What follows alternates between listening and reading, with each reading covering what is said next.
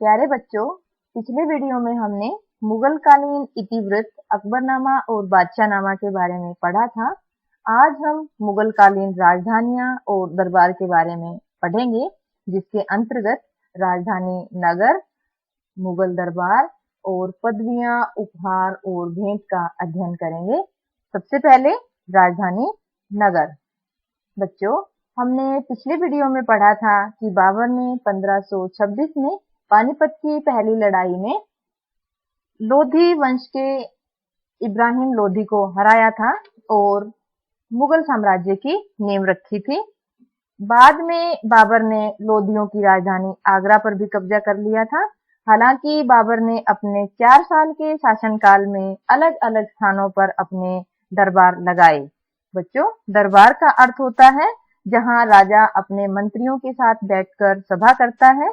यह साम्राज्य की सत्ता का केंद्र होता है। प्राय दरबार राजधानी नगरों में लगते थे, जिसके कारण मुगल काल में राजधानियां महत्वपूर्ण स्थल होती थीं। आगरा लगभग 1526 से 1571 तक मुगल दरबार की राजधानी रहती है। बच्चों, हमने पढ़ा बाबर ने 1526 से 30 तक 4 साल तक शासन किया। उसके बाद हुमायूं 1530 से 40 और 1555 से 56 तक शासक रहा। हुमायूं 15 साल कहाँ रहा, आप बताइए। मुझे कमेंट सेक्शन में जवाब दीजिए, क्योंकि पिछले वीडियो में हमने हुमायूं के बारे में अच्छे से पढ़ा था।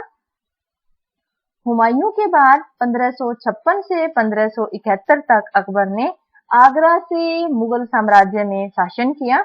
इसी दौरान 1560 के दशक में अकबर ने आगरा के किले का निर्माण करवाया और 1570 के दशक में अकबर ने फतेहपुर सीकरी को नई राजधानी बनाया।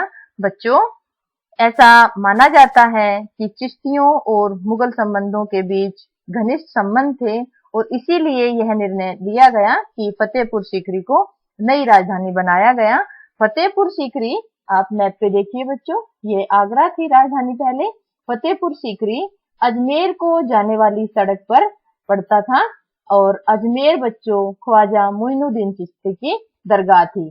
तो चिश्तियों के साथ संबंध होने की वजह से शायद अकबर ने फतेहपुर सीकरी को राजधानी के रूप में चुना था।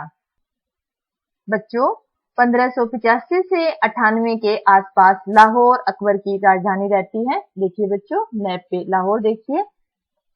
उत्तर पश्चिम को और अधिक नियंत्रण में लाने के लिए यह फैसला लिया गया और इस तरह 13 वर्षों तक अकबर ने इस सीमा पर गहरी चौकसी बनाए रखी। देखिए बच्चों, उत्तर है, दक्षिण है, पूर्व है और पश्चिम है। तो उत्तर पश्चिम इस एरिया की चौकसी के लिए अकबर ने लाहौर को राजधानी स्थानांतरित कर दी थी। 1598 से 1648 तक फिर से आगरा मुगल दरबार की राजधानी रहती है बच्चों, और इस दौरान मुगल साम्राज्य के शासक अकबर, जहांगीर और शाहजहां बनते हैं। आपको याद भी होगा, पिछले वीडियो में हमने पढ़ा है। 1648 में शाहजहां ने राजधानी शाहजहानाबाद में स्थानांतरित की, जिसे आज हम दिल्ली कहते हैं। शाहजहानाबाद शाहजहां के शासनकाल में मुगल राजधानी बनती है। आपको राजधानियां सारी समझ आ गई होंगी बच्चों।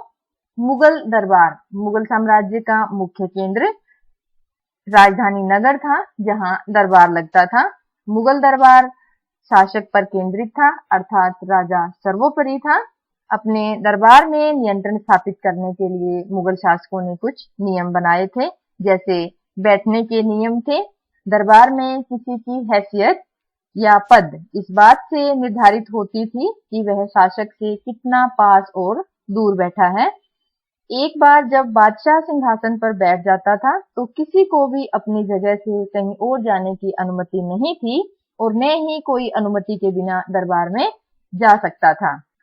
राजा को संबोधित करने और उसके सामने अपनी बात रखने के भी नियम थे। इसी के साथ साथ शिष्टाचार अर्थात आचरण और व्यवहार के भी अपने नियम थे। अभिवादन के भी अलग अलग नियम थे, जिसमें सिजदा अर्थात दंडवत लेटना, जिसमें पृथ्वी पर सीधे लेटना, चरण स्पर्श करना शामिल था। चार तस्लीम। अभिवादन का चार तस्लीम तरीका दाएं हाथ को जमीन पर रखने से शुरू होता था। इसके बाद हाथ को धीरे धीरे उठाते हुए व्यक्ति खड़ा हो जाता था और तलहथी को सिर के ऊपर रखता था। चार तस्लीम का यह तरीका अभिवादन का महत्वपूर्ण तरीका था। तस्लीम का शाब्दिक अर्थ होता है बच्चों आत्मनिवेदन। तीसरा तरीका है जमी बोसी अर्थात जमीन चूमना। मुगल दरबार में शिष्टाचार और व्यवहार के नियम हमने देखे। इसके बाद मुगल दरबार में बादशाह की दिनचर्या कैसी थी, आइए देखते हैं। बादशाह के दिन की शुरुआत धार्मिक प्रार्थनाओं से होती थी और उसके बाद वह झरोखा दर्शन के लिए आता था। बच्चों चित्र में देखिए, यह झरोखा दर्शन, इसका अर्थ है राजा एक छोटे से छज्जे या झरोखे में खड़े होकर लोगों को दर्शन देता था। अकबर ने इस प्रथा की शुरुआत की थी जिसका उद्देश्य सत्ता के प्रति लोगों के विश्वास को बढ़ाना था। झरोखा दर्शन के बाद राजा दीवाने आम में आता था। जैसा कि आम लोगों के लिए था बच्चों, ये दीवाने आम में यह एक सार्वजनिक सभा भवन था जहां राजा अपने मंत्रियों और अधिकारियों से राज्य की रिपोर्ट मांगता था। लगभग 2 घंटे के बाद राजा दीवाने खास में जाता था जहां वह निजी सभाएं करता था, गोपनीय मुद्दों पर चर्चा करता था। राज्य के वरिष्ठ मंत्री अपनी याचिकाएं प्रस्तुत करते थे, कर अधिकारी हिसाब का ब्यौरा देते थे। उच्च प्रतिष्ठित कलाकारों के कार्यों अथवा वास्तुकारों, जिसे मीमार बोलते हैं बच्चों, के द्वारा बनाए गए इमारतों के नक्शों को भी राजा देखता था। तो हमने देखा कि झरोखा दर्शन, दीवाने आम और दीवाने खास में राजा अपना समय निश्चित समय बिताता था। मुगल दरबार में विशिष्ट अवसर देखिए बच्चों, महत्वपूर्ण अवसरों पर दरबार को सजाया जाता था। दरबार का माहौल खुशनुमा हो जाता था। सिंहासन आरोहण की वर्षगांठ, यानी जिस दिन राजा गद्दी पर बैठता था उसे हर साल उस दिन को मनाया जाता था।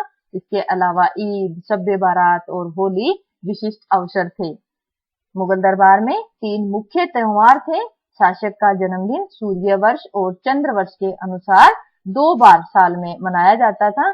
बच्चों पिछले वीडियो में हमने पढ़ा था कि चंद्र वर्ष सूर्य वर्ष से 11 दिन छोटा होता है।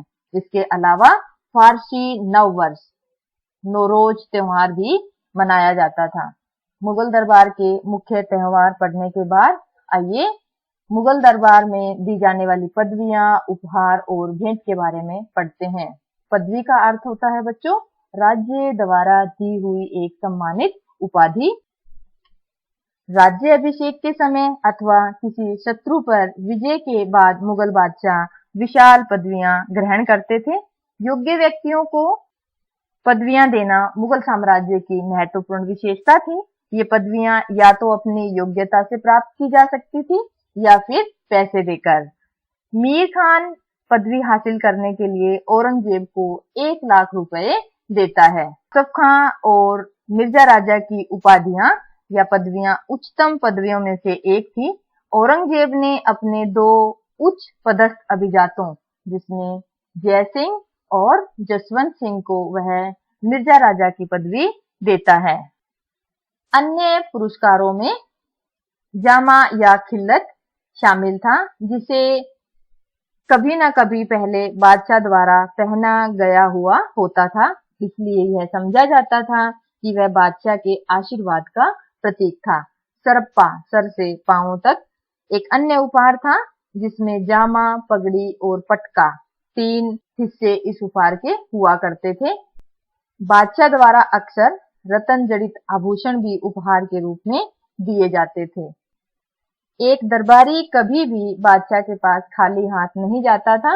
वह या तो नज्र के रूप में, देखिए बच्चों ये नज्र शब्द है, मिसप्रिंट था, जय के पैर में रे आएगा, नज्र के रूप में थोड़ा धन या पेशकश के रूप में मोटी रकम बादशाह को देता था। राजनयिक संबंधों में उपहारों को सम्मान और आदर का प्रतीक था। बच्चों आज हमने मुगल कालीन दरबार में हो रही गतिविधियों, मुगल सम्राट, शिष्टाचार, संबोधन के तरीके देखे। कल हम शाही परिवार और शाही नौकरशाही के बारे में पढ़ेंगे। धन्यवाद।